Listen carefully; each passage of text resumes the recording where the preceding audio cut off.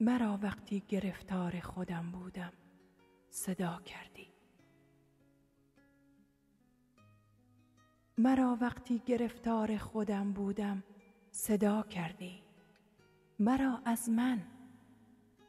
مرا از قید من بودن رها کردی.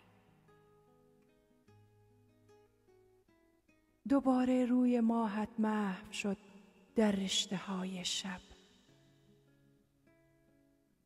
تو با زیباییت این حرف ها را نخنما کردی.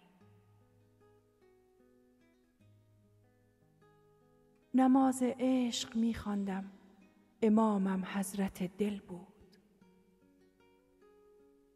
کنارم بی تکلف ایستادی، اقتدا کردی. به هم نزدیک بودیم، آتش از لبهات می تابید. دلت می خواست لبهای مرا، اما حیا کردی. من از خود نیمه ای را دیده بودم عاقل، اما تو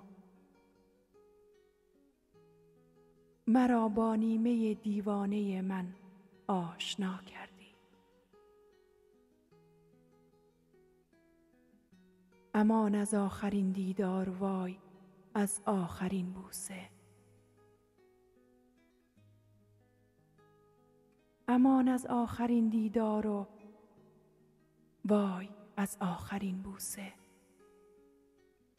لبت را و دلت را و مسیرت را جدا کردی.